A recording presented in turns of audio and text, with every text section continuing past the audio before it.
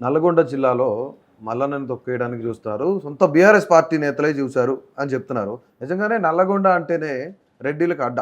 అది ఏ పార్టీ అయినా కానీ నిజంగానే మీ పార్టీలో కూడా ఉందా అది? అందులో అనుమానం ఏముంది? చరిత్ర అది.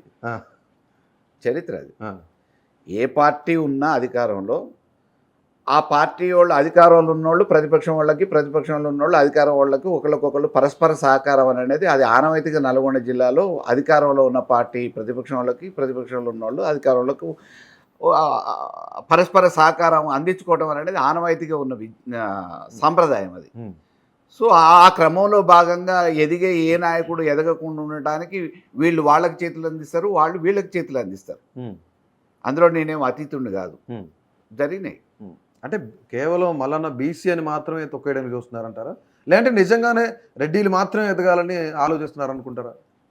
వాళ్ళు మాత్రమే ఆధిపత్యంగా ఉండాలని అనుకుంటారు. అందులో ఎక్కడ సందేహం లేదు. లేదు. రైట్. నియోజకవర్గాలలో మామూలుగా నల్గొండ జిల్లా చరిత్రలోనే బలహీన వర్గాల నాయకత్వం ఒకసారి రాకుండా చూస్తారు. రాకుండా చూడటంతో పాటు అడ్డంకులు ఎన్ని సృష్టించాలని సృష్టించి తప్పనిసరి పరిస్థితులలో రిజర్వ్ కేటగిరీలో ఇచ్చినా మళ్ళీ రెండోసారి వాళ్ళకి టికెట్లు రాకుండా అడ్డుకోవటమో, లేకపోతే ఒకవేళ టికెట్లు వస్తే గెలవకుండా ఉండే అడ్డుకునే ప్రయత్నం చేస్తారు. ఎందుకంటే మళ్ళీ వాళ్ళు సీనియర్ అయిన రెండోసారి మంత్రి కాడ పోటీకి వస్తారు, ఇంకో దాని కాడ పోటీకి వస్తారు. కాబట్టి ఎవరో అనామకులుగా రిజర్వ్ కేటగిరీలో పెట్టేసి మేము ఉన్నాము అని చెప్పి అనిపించుకోవడానికి వాళ్ళ ఆధిపత్యం కోసం ఏ ప్రభుత్వం ఉన్నా అదే ప్రయత్నం జరిగింది. మా పార్టీలో కూడా, మా ప్రభుత్వంలో కూడా అదే జరిగింది. కొంచెం మల్లన్న అంటే నియోజకవర్గంలో సాఫ్ట్గా ఉండే వ్యక్తా లేదా రఫ్ అండ్ టఫ్గా ఉండే వ్యక్తా? ఏ రకంగా భావిస్తే ఆ రకంగా. అంటే ఏంటి అంటే మీ దగ్గరున్న వాళ్ళని కొంచెం నోటు దురుసుగా మాట్లాడతారు, లేదంటే ర్యాష్గా మాట్లాడతారు అనే ఒక చర్చ జరుగుతుంది. నిజమేనా ఇది? భావనని బట్టి ఉంటుంది. వాళ్ళకి అవసరం ఉన్నప్పుడు మంచిగా ఉపడతా, అవసరం అయిపోయింది అని అనుకున్నప్పుడు కొద్దిగా చెడుగా ఉపడతా. అంటే ప్రచారం చేయడం సందర్భాన్ని బట్టి మారుతారా? అంతే కదా. మాకు కోదాళ్ళలో కొద్దిగా అది అట్నుంచి కృష్ణ ఎఫెక్ట్ ఎక్కువ ఉంటుంది కదా. సో అందుకని గన్ ఏమైనా మీ దగ్గర లైసెన్స్డ్ గన్ ఉందని విన్నాను నేను. 30 సంవత్సరాల నుంచి ఉంది నాకు. ఎందుకు అసలు అవసరమే వచ్చింది, అంత అవసరం వచ్చింది? సరే మీరు సమయాన్ని బట్టి నేను మాట్లాడతాను, మారుతాను, లేదంటే ప్రవర్తిస్తాను అని చెప్తున్నారు. బట్ గన్ అవసరం వచ్చింది అసలు మీకు?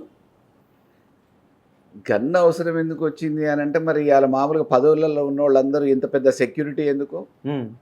గన్నులు వాళ్ళకి ఎందుకు? మరి ప్రజా జీవితాల్లో గెలిచి వచ్చిన వాళ్ళే కదా, ప్రజల ఆమోదంతో వచ్చిన వాళ్ళే కదా. ఓకే. ఎందుకు ఐఏఎస్ వాళ్ళకి సెక్యూరిటీ ఎందుకు? ప్రజా జీవితంలో ఉన్న వాళ్ళకి సెక్యూరిటీ ఎందుకు?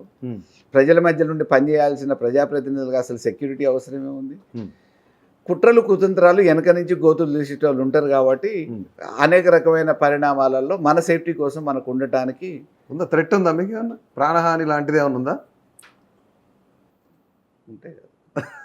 అందుకే గన్ అంటే గన్ను మనకి టైం వస్తే గన్ను కాపాడుతుంది అని కాదు, కానీ అది ఒక సెక్యూరిటీ కోసం.